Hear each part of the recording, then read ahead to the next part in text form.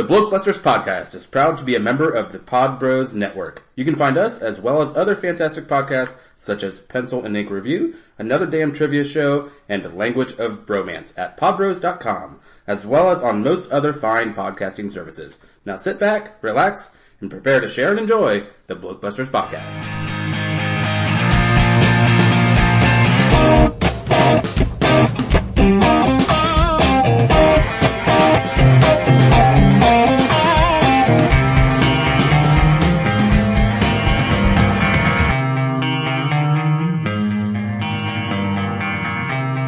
What do you get when you mix a cowardly golf ball collector, a fictional war-torn country, a pathetic Arab, and more random cutaways than a Monty Python Flying Circus episode? Well, we're not sure, but we're here to talk about it. Yeah, we are. This is Ernest in the Army. Yeah, maybe that's it. I'd be an expert on driving those big rigs. Gentlemen, this is your GMC Napa Sonoma Mendocino 3000. It is the ultimate urban assault vehicle. It has 67 cylinders, 3,000 horsepower, seating capacity 1. It has EnduroFlex suspension, monoflatulating carburation, and all models made after 1997 has the extra large cup holder. Episode 2 of our Franch-Fried series, which apparently is getting off to a roaring start. Oh my gosh, this has escalated quickly into a project that I don't know about its future.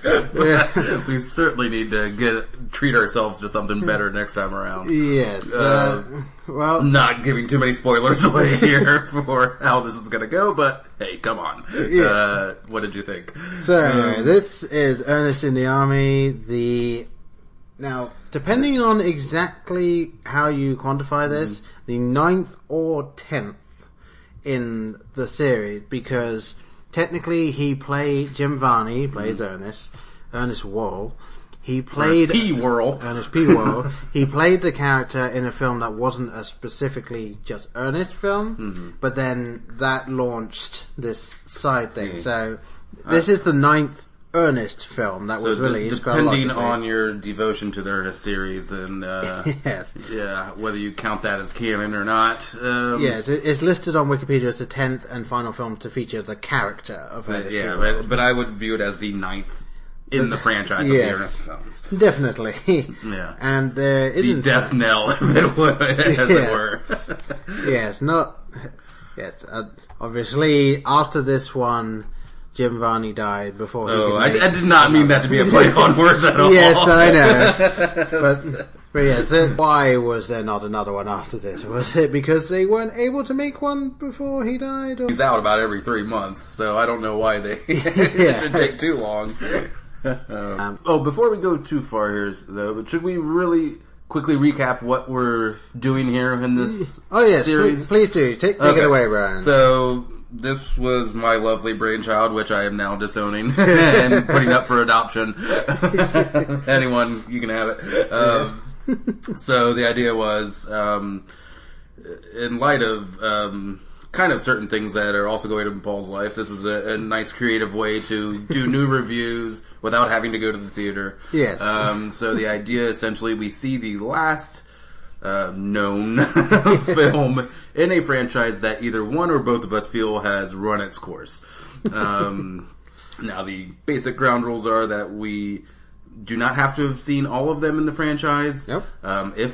Whatever films we have seen in the franchise, that is all we are allowed to see. Yeah, no additional no additional researching.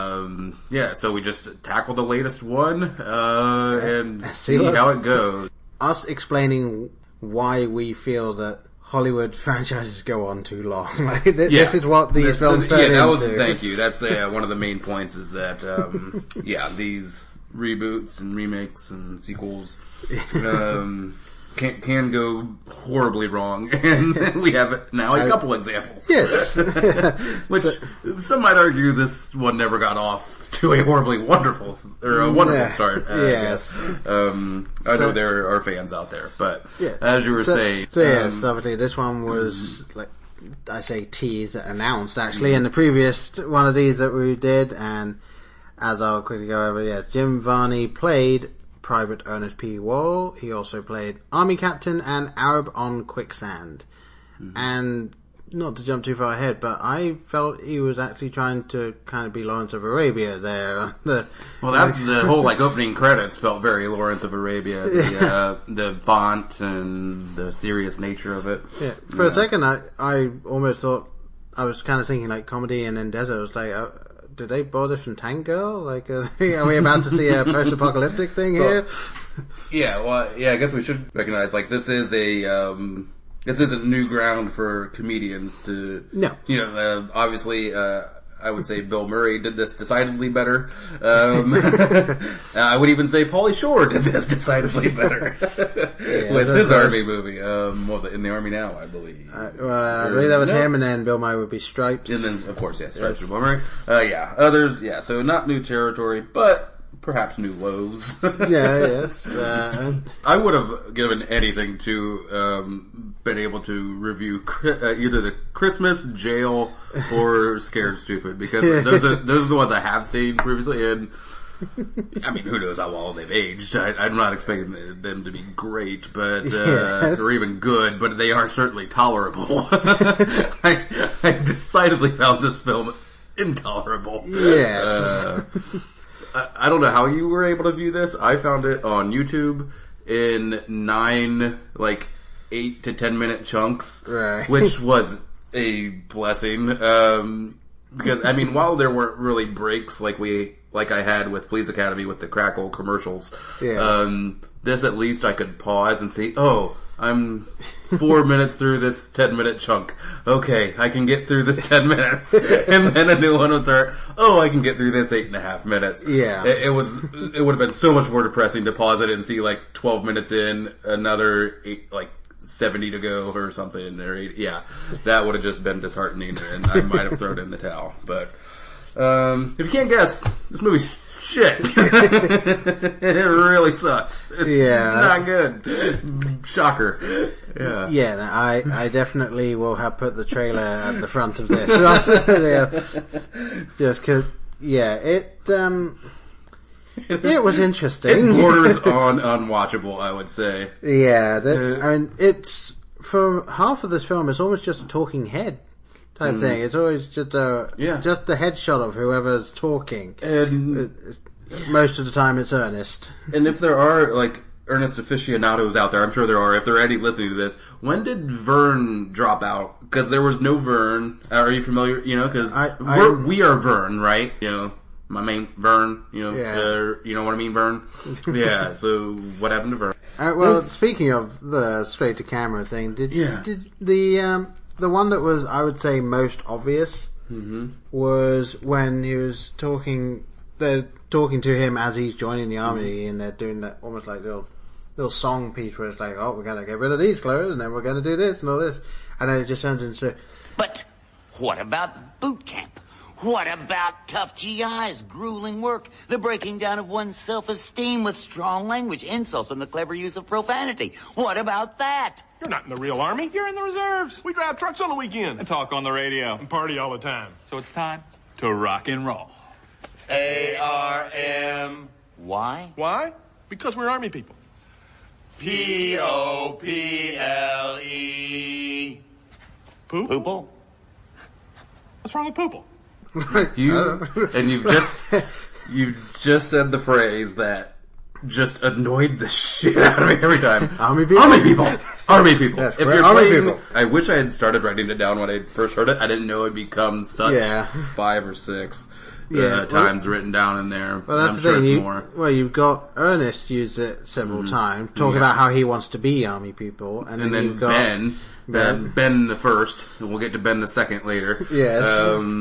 And he is the guy who is just I'm army people, and army people get to drive you're not army people. Army people get to drive the big rigs. And yes, so the plot of if you want to call it one, is that Ernest would like to drive.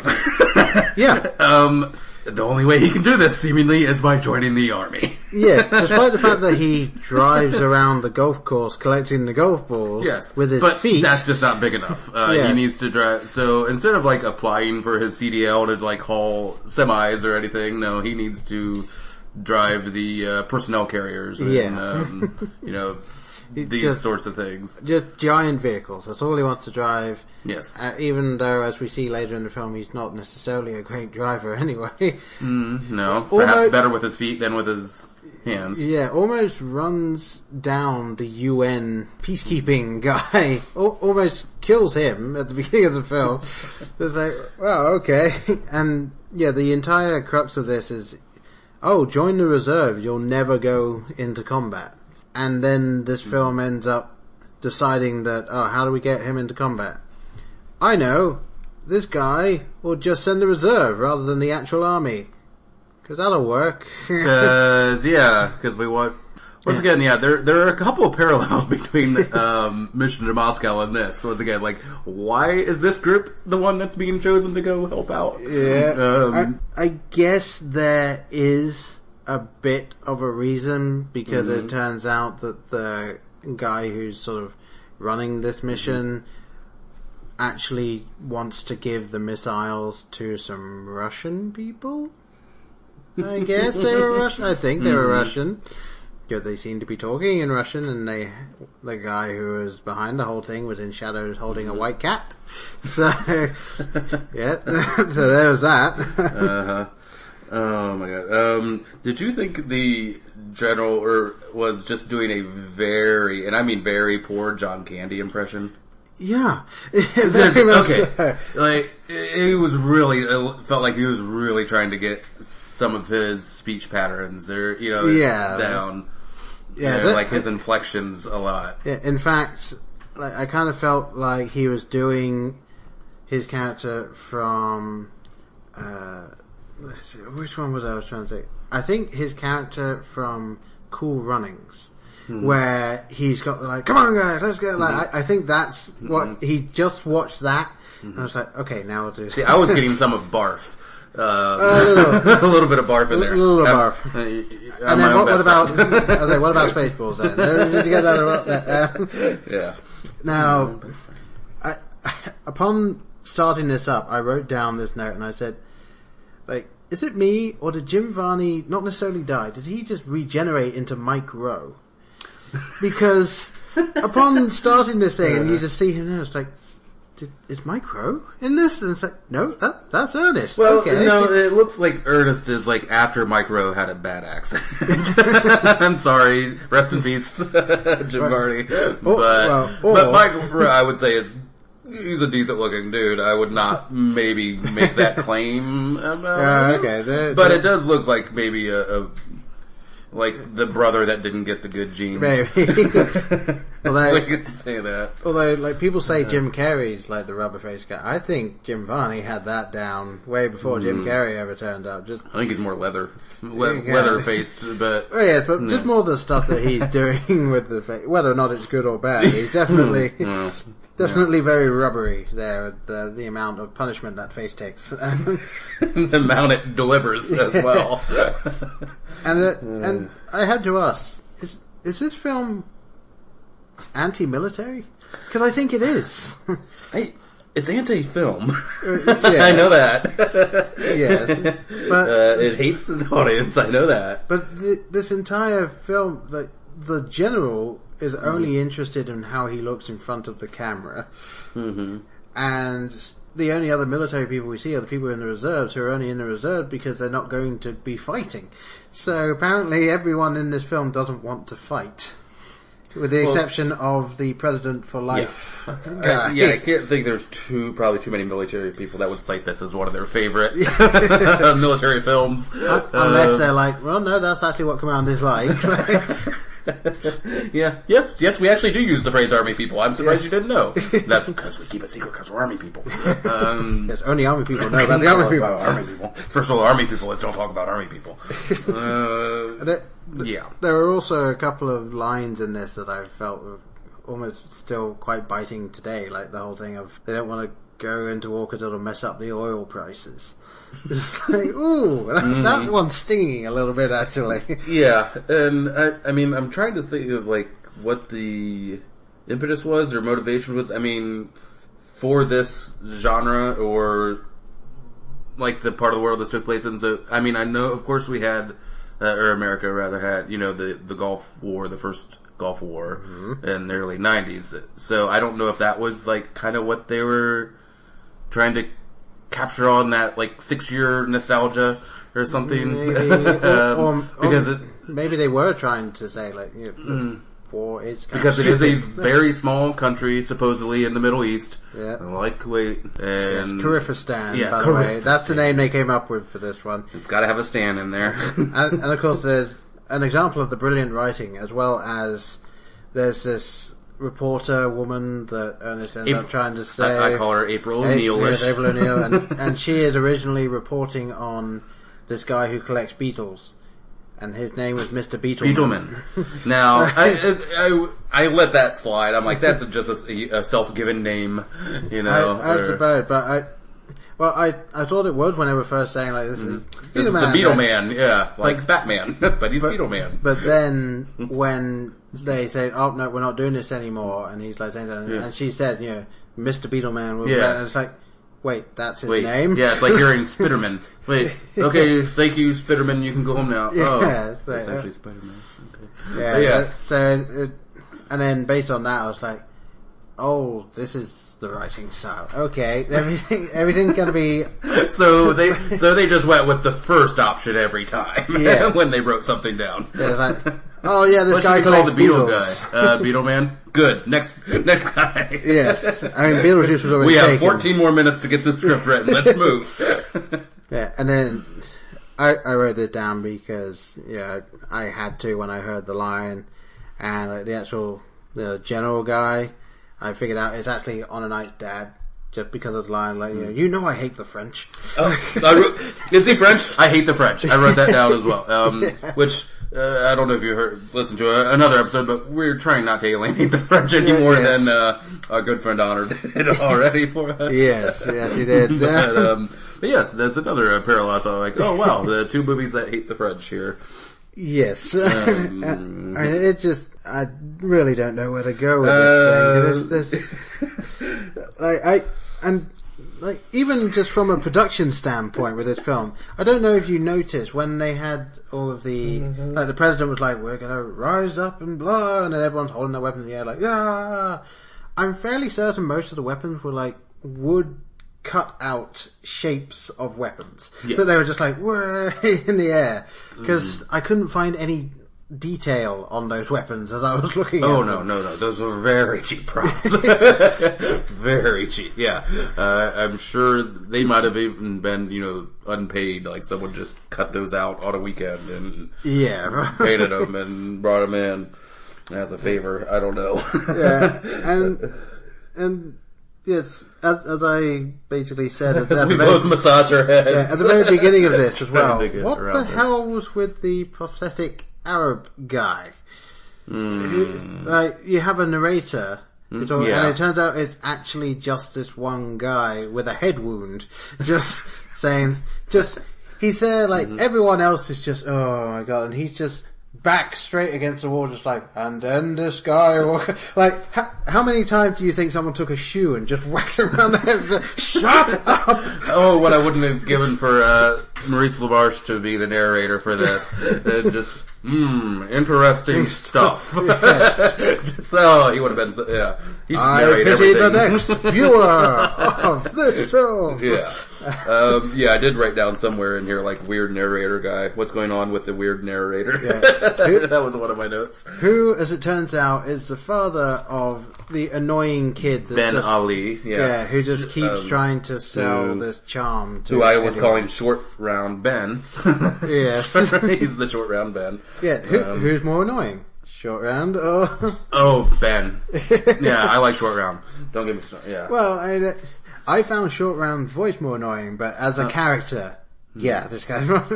Like, his entire motivation is, I want to sell this thing, and then when he finally does it on his second ever attempt on a person, he then realizes, oh, you saved my life? you can have the money back, although I never saw him give the money back. So I think he just said it. And then he's like, you can have the money back. I must have left it at home. Check's in the mail. I got it coming to you. But what the hell was that thing he sold anyway? Some sort of charm. It looked like a thistle or something. It was, yeah. It was a bell on a thing. I don't know. Yeah. I didn't care enough. It's seriously the quality of the video I watched. I don't know if it was just the YouTube transfer, but it looked like shit. I don't know if it was certainly not high definition. I know that much, but no, well, yeah, I can tell you that the way I watched it, it wasn't in high definition, and I don't believe it exists. I don't believe. Yes, well, let's get those remastered and yeah, and it came out 1998, I believe was the 1998 was when it came out. So before they really started. Well, not only before they really started doing direct to video in HD, but also. I don't think they had enough money to hire an HD camera. So this might have been shot with the first webcam.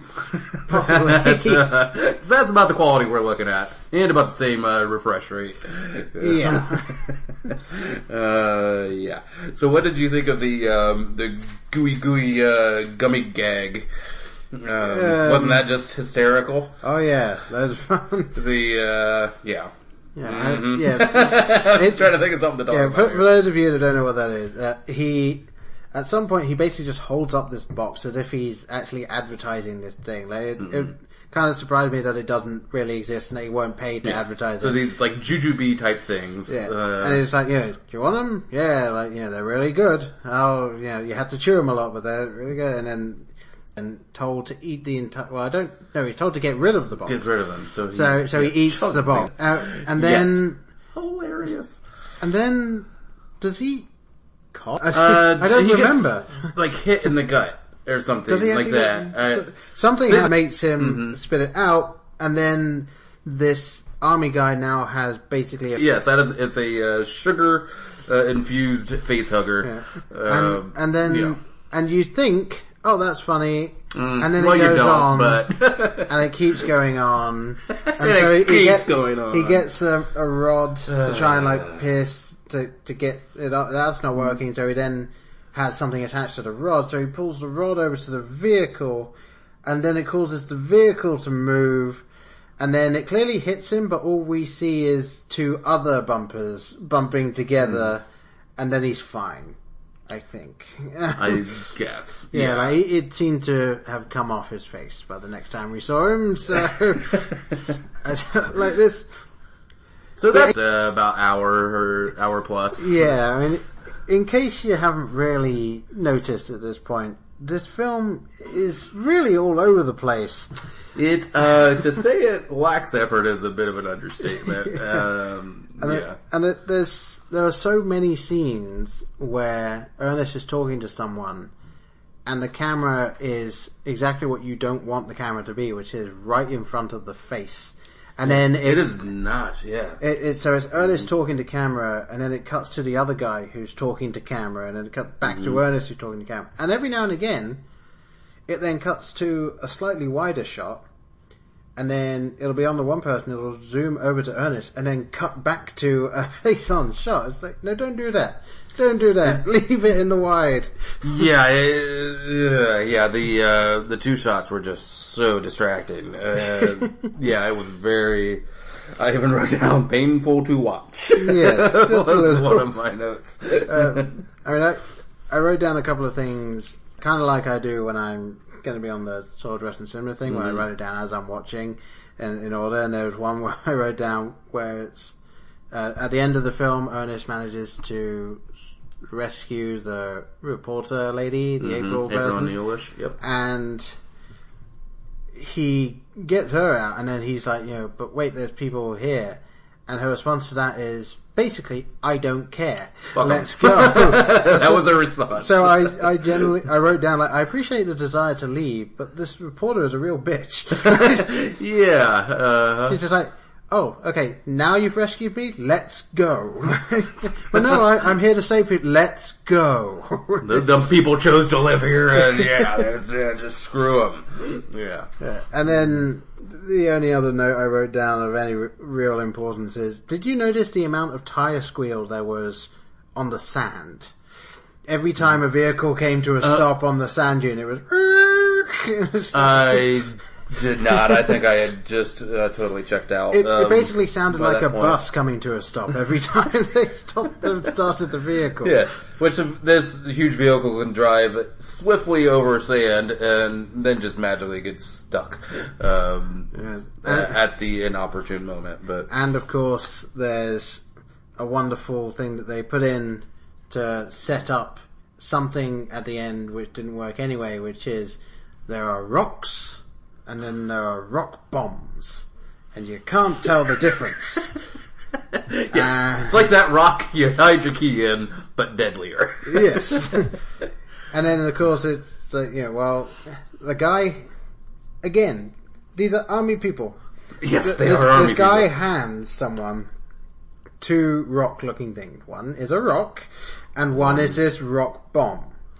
And he handed it to him and said, the one on the left is the bomb, the one on the right is the rock. And so, as they're passing it down, they're swapping hands.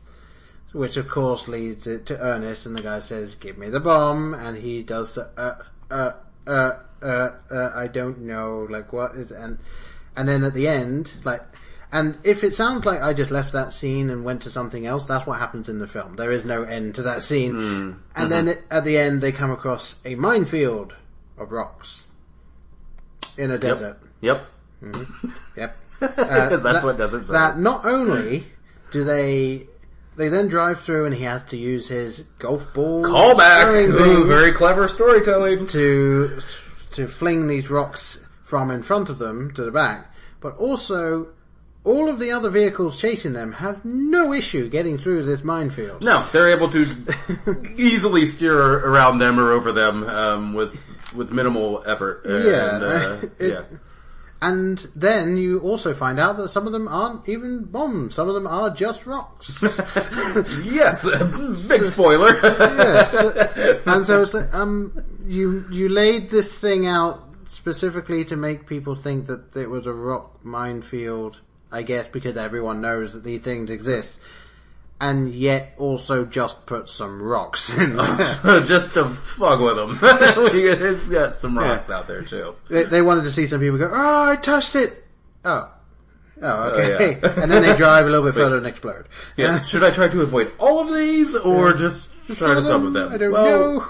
I would just assume they're all mines. But yes, as you will find rocks that are exact same size, uniform as these, or as these bombs are. Are they mines, or I guess they're I don't know, because they need a certain amount of force to explode. I guess their impact, but they're more.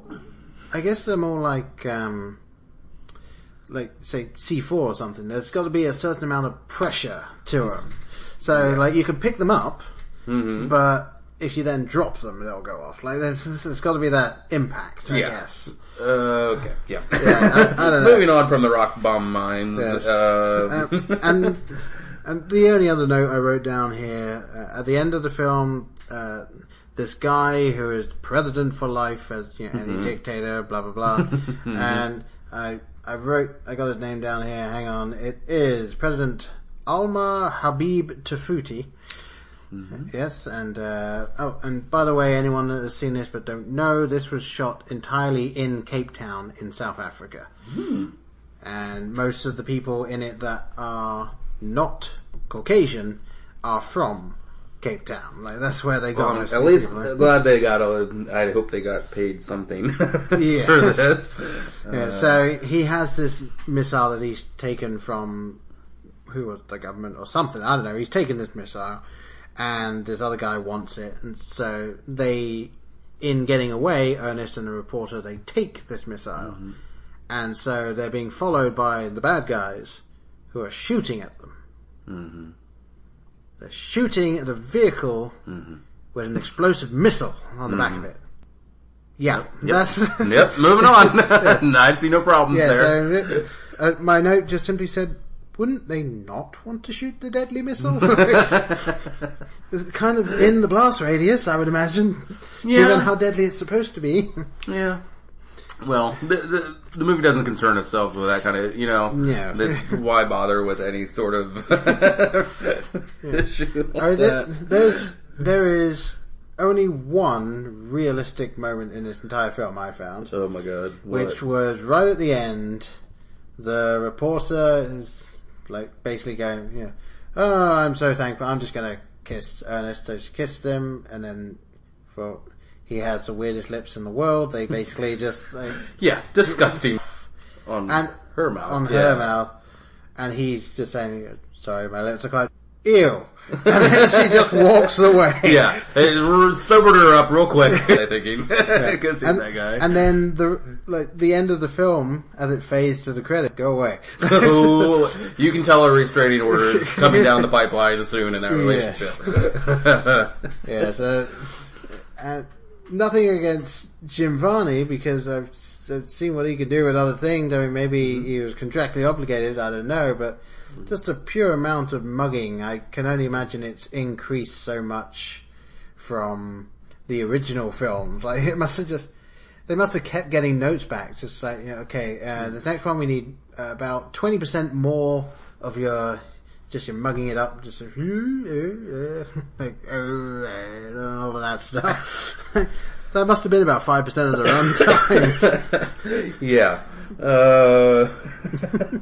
I don't know. There's a couple other things, if you don't mind, I wanted to touch on. Go on then. Just, the, along the lines of the gooey and gummy gag, we had, it felt like about every 15 minutes we'd get this set piece of a situation gone awry.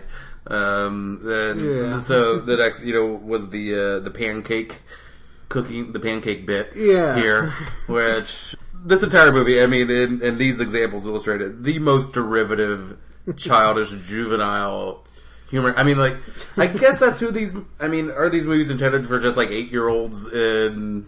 Possibly, but I think this is is badly done. Even that, I would say even a 1998 8-year-old would have more sophistication than what's presented here.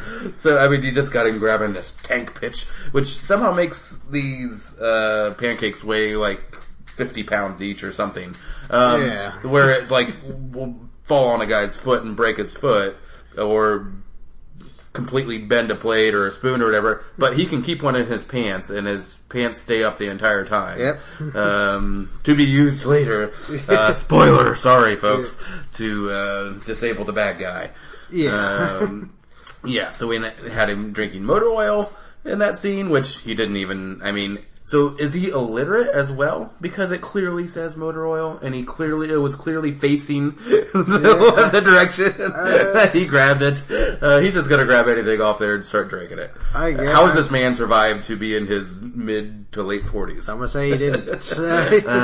Maybe it's a result of everything that now, the reason he is the way he is now is because of all of this stuff. Keeps drinking motor oil and eating tire pitch, or tank patch. Yeah. I'm sorry. And there are all of these little just side things that I didn't fully understand. When in that cooking scene where he's basically doing the voice of stuff and then we're going to be adding this thing and whatever. And so he lists off four ingredients and then talks about the recipe, and then turns to the boy who's with him doing the cooking and just says the line, "You'll understand when you're older." Understand what? Nothing you've said has been anything that... You'll understand recipes when you're older? I guess, I don't know. Have your parents explain recipes to you. Maybe they'll explain why you need to have some flour in this one. I could tell you, but I'm not going to.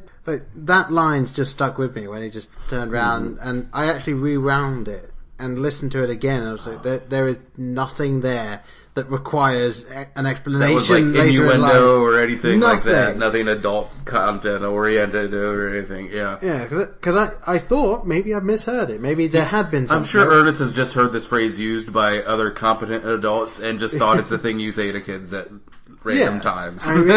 Maybe he had watched a cooking show where they had some innuendo, and he was like, "Oh, so when I'm 20 seconds into the bit, I say this line. This is how I do things, yes. He watched some Rachel Ray, and he's like, oh, this will make a good gag. Yes, or some Nigella Lawson for you English people there. Okay, I'm sorry.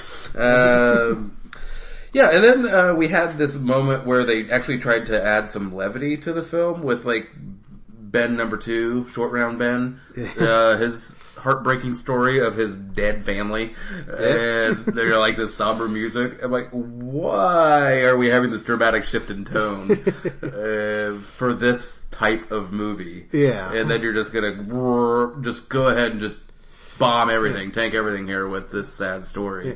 Well, I mean, this is the film where Ernest, when he's having an idea of himself in the army, it's him walking around this car that is falling to bits. And like, I love that. I looked at it. Even in his fantasies, he's incompetent. Yeah.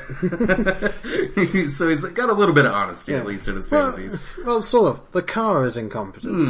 Yeah, true. And then when he is Arab on quicksand, where I wouldn't say Arab at all. He was just Ernest in a white shawl, basically. Yeah. And he's just giving this, like, not Lawrence of Arabia, but that's what sprung to mind when I was looking at this thing, and he's giving this speech, and then he ends up just like slowly sinking out of frame, and you'd think that, you know, by the time his head's at the bottom of the screen, that would be, no, it keeps going, the sword is in the air, and then the sword goes down, and then when the sword disappears from view, that's when it cuts back to reality. And I think that entire scene is about 2 minutes. Like, 2 minutes of runtime in this film that was completely unneeded. Even though this film was only... I hope you meant that the film was completely unneeded. Yes. Yes. Take it however you want. Insert the Oxford comma wherever you would like in that sentence. Exactly. What about old rapey Colonel Gullet? Wasn't that a nice little touch? Where he's just grabbing April O'Neil and like she's screaming no and keeps grabbing her. That was quite uncomfortable. That was a little much. Yeah, again, for an earnest film, you have someone that is basically attempting to rape a reporter. You have the boy who... I'll explain it to you when you're older, Paul. Yes. The boy whose entire family he thinks is dead. Yeah. The people that want to take over the world. The Russian people that are only in it twice, and the entire reason they're there is to be a reason why someone would sell out the country. And Middle East politics. And again, this is an earnest film. So it's all of this stuff trying to make it somewhat somber at times, with comedy that didn't work, really. I mean... Yeah. I will get to... I have a couple of lines written down that I would, to use the parlance that I always have stolen from The Worst Idea of All Time. My shining lights would be where he starts talking about the Undertaker is going to be on Raw. I just thought that was enough. It was a small little smile. I didn't laugh or chuckle or anything, but I'm like, that was kind of amusing. Yeah. He's talking about, and then this one I thought actually was a well-written line. I think there was one well-written line, and it was, a real soldier would never leave them out there, and ironically, neither will I. There was a little bit of self-awareness there. Yes. That kind of gave me a little half chuckle. But that's about as complimentary as I can get. Yeah, no, this film... this film really should not have existed. No, it should not have. Yeah.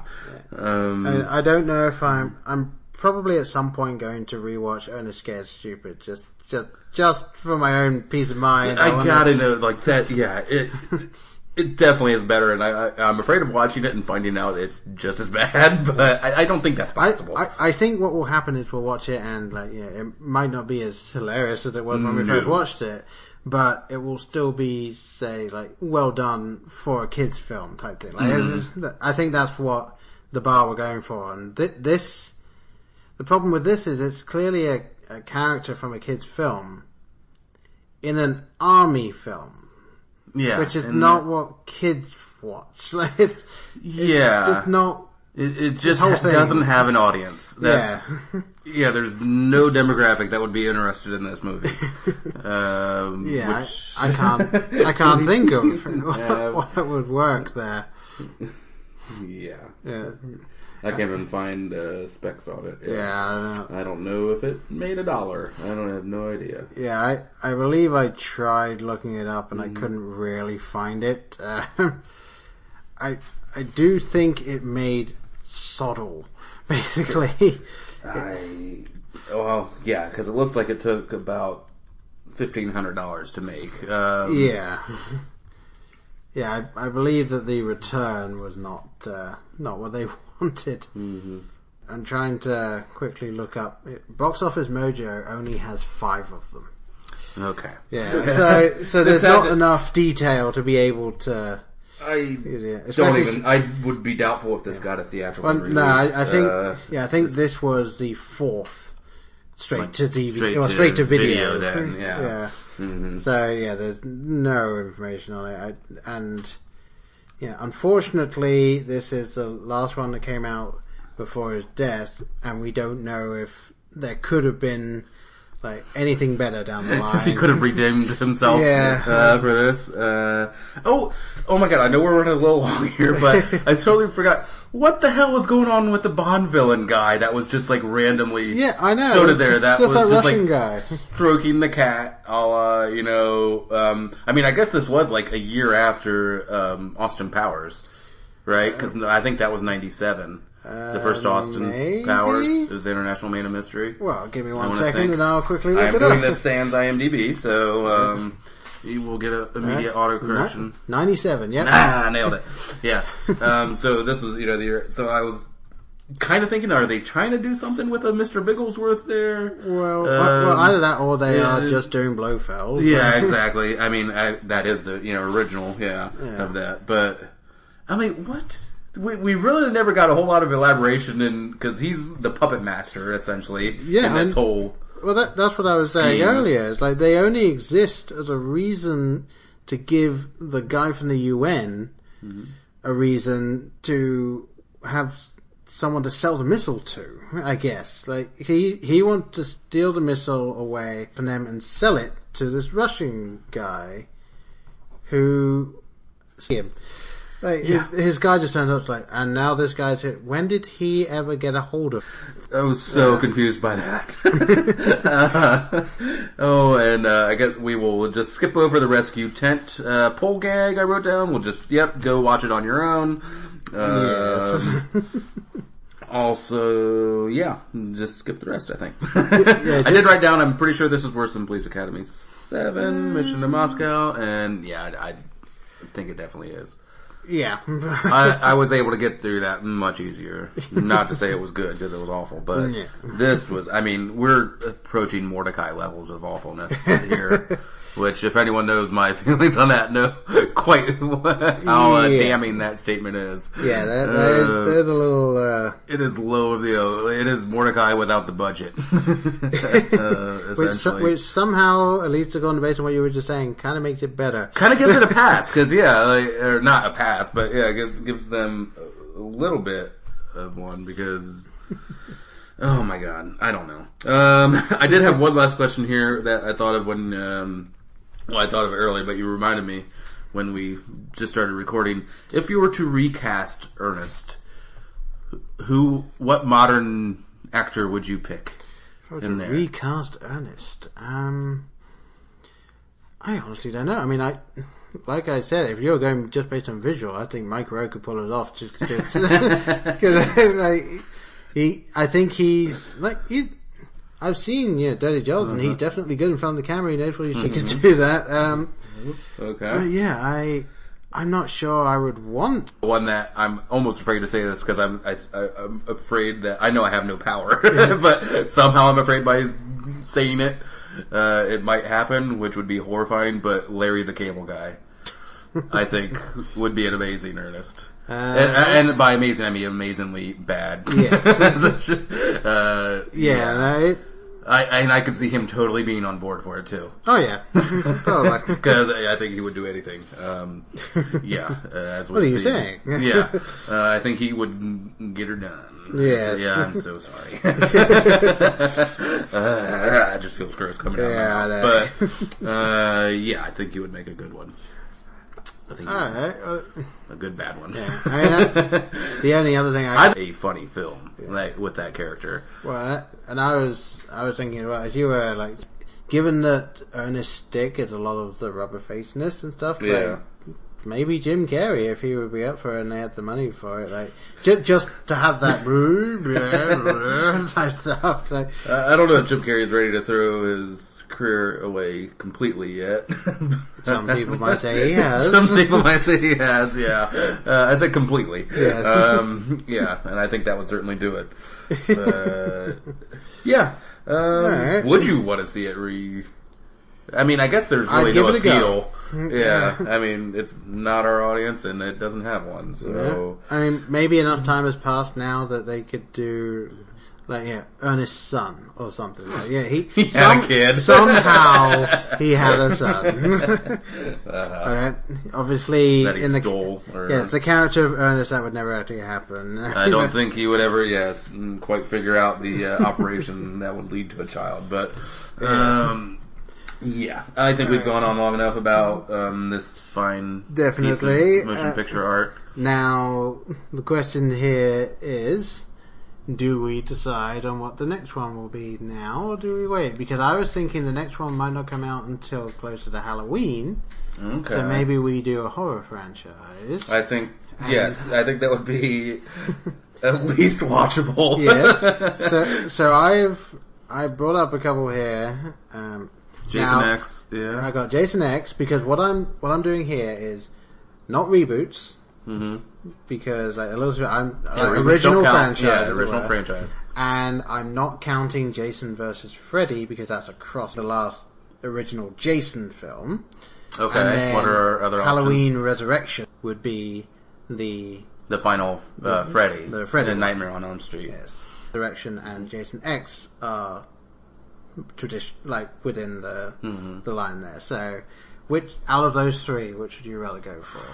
I will say. What do you have a preference? I have seen the original Halloween, and I think H2O, but none of the rest. And Jason, I've seen maybe one of them, and it might be Jason X. So.